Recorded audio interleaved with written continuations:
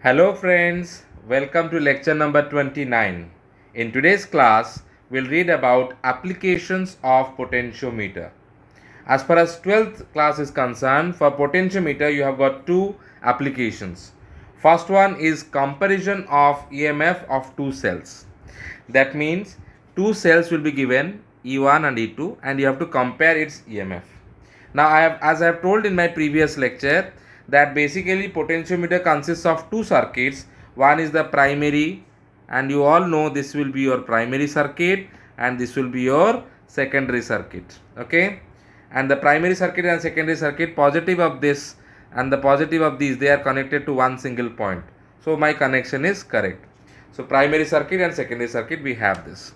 So when we are going to go for the comparison of EMF of the two cells, what we have in the primary circuit, as I have already told you, ES is the driver cell, RH rheostat, key, then we have our length, our wire AB, and then in the secondary circuit what we have the two cells whose EMF are E1 and E2. We have got two keys also, K1 and K2. They are connected to a galvanometer, then through a jockey. Okay, now what I have to do so that I can get the ratio of E1 by E2. The first step what I have to take is I will close K1. K1 is closed and K2 will be open. K2 is open. So it is quite obvious that the current will flow through this. Okay, and no current flows through this one because K2 is open.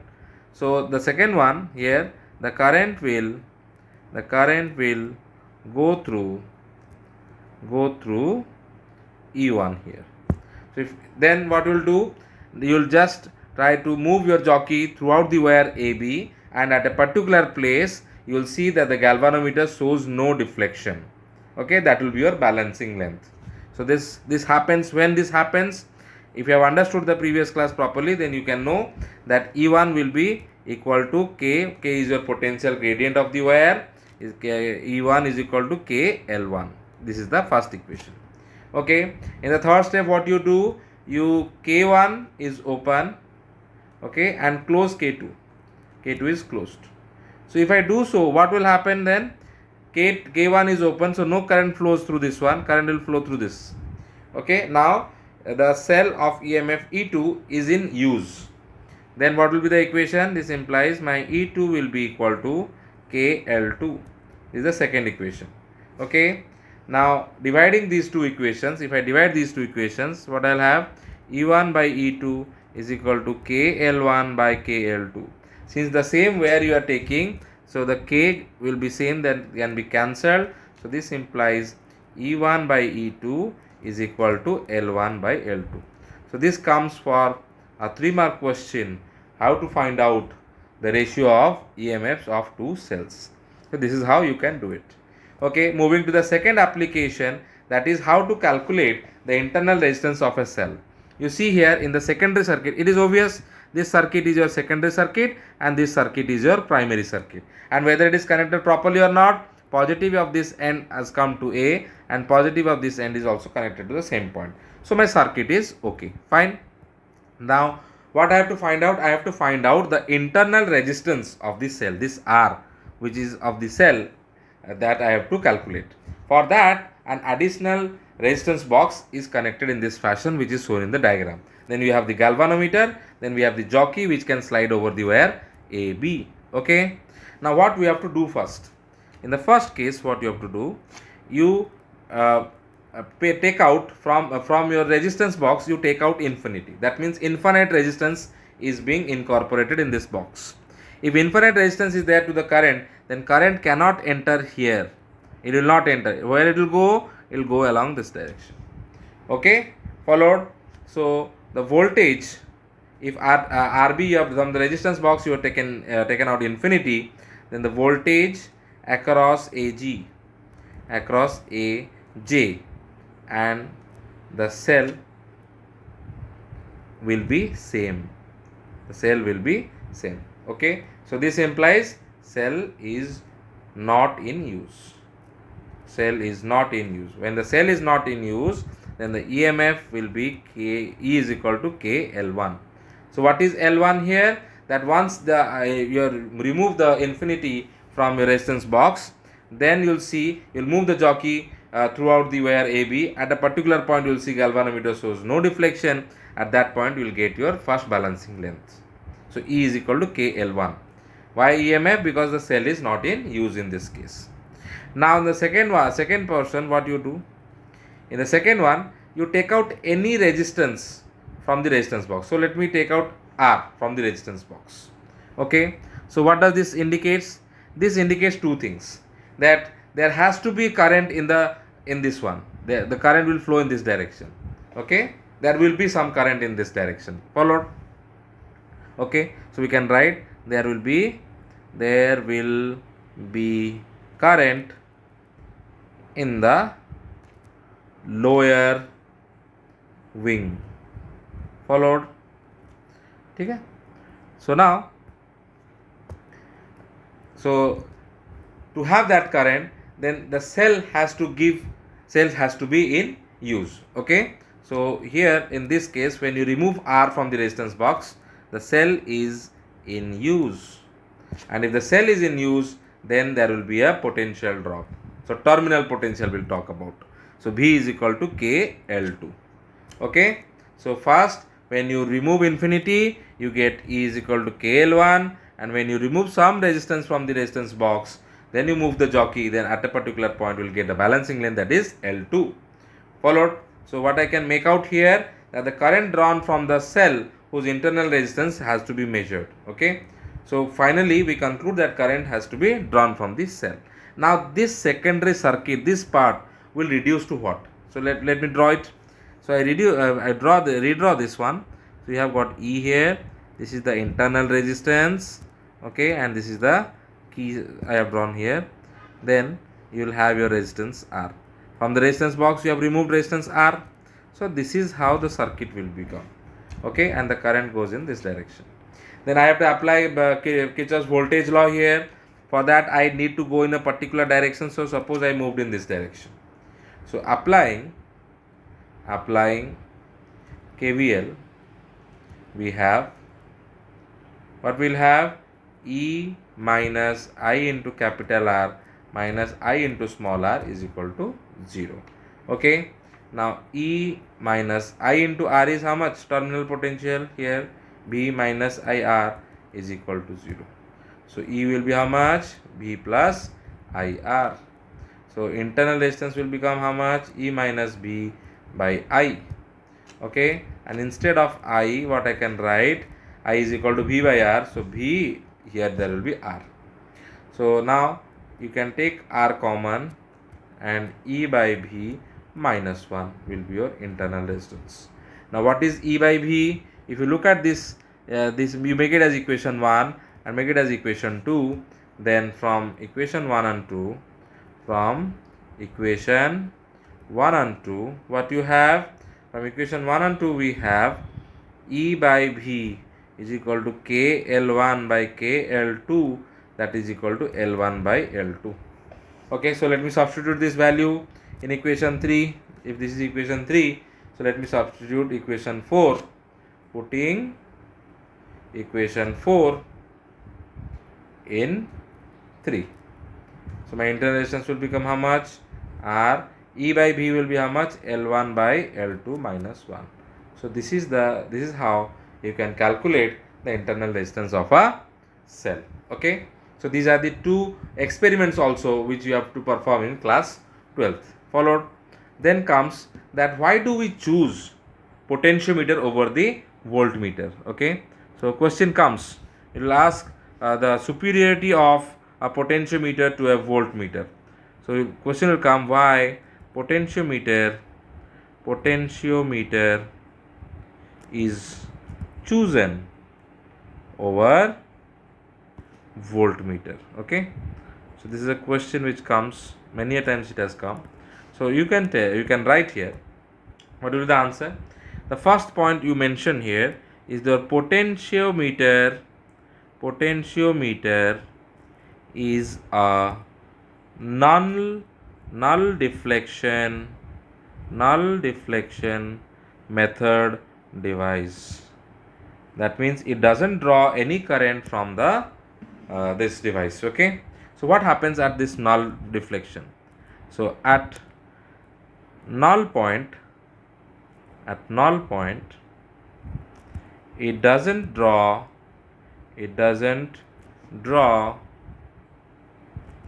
any current. It doesn't draw any current from the cell, and thus there is no potential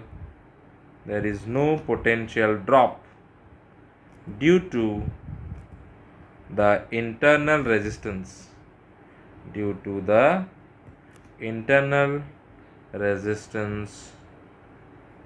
of the cell. Okay, it measures the potential difference in an open circuit, which is equal to the actual EMF of the cell. Okay, but what happens in voltmeter? Things are different. Voltmeter draws a very small amount of current. Okay, so you can write whereas a voltmeter draws a small current from the cell for its operation. Okay, so it measures the terminal potential difference. In a closed circuit which is less than the EMF of a cell. So this is the reason why people choose potentiometer or prefer potentiometer rather than preferring voltmeter. Then comes, what do you mean by sensitivity of a potentiometer? Sensitivity of a potentiometer. Okay, so what do you mean by that, sensitivity of a potentiometer? So when can we say that the potentiometer is sensitive? We can say the potentiometer is sensitive if first is if it is capable of measuring very small potential difference. Then only we can say that the potentiometer is sensitive. The second one by which we can say the potentiometer is sensitive, it shows a significant change in balancing length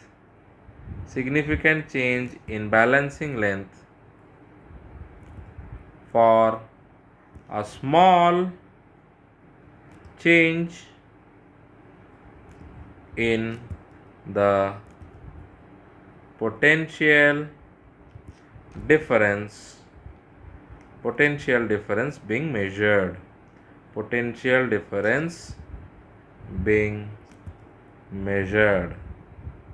Okay, followed. Now a very important or crux of this sensitivity is that, the very important one, you should note it, that smaller the potential gradient, I have already talked about what is potential gradient. Okay, it is potential maintained throughout the length. Okay, so smaller the potential gradient, greater will be the sensitivity of the potentiometer, of the potentiometer.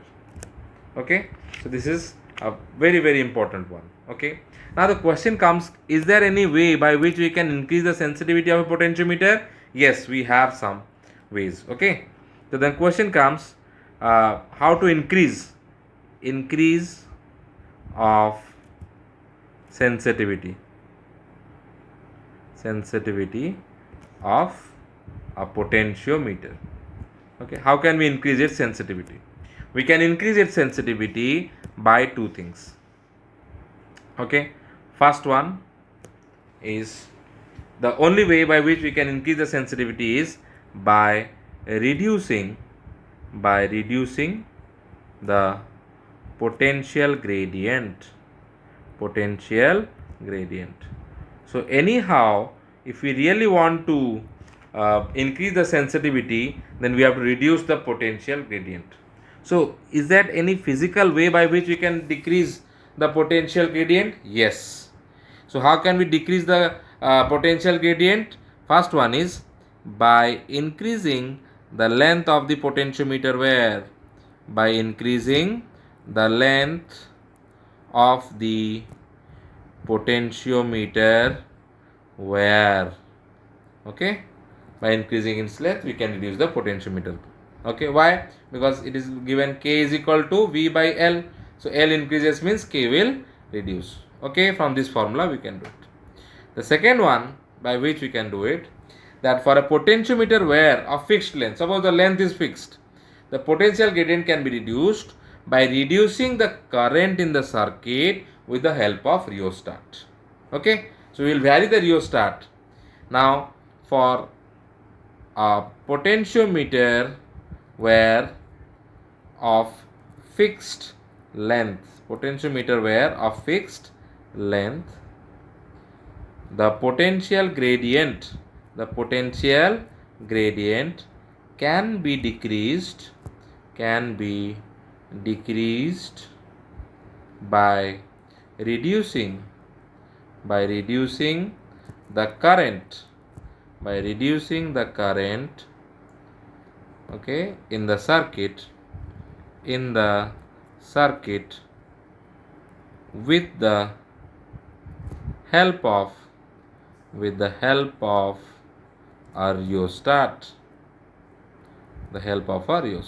Okay, so this completes the chapter current electricity. I hope you all must have liked the video. Do not forget to share it, and as well do subscribe my channel so that I will go on giving such interesting topics to you.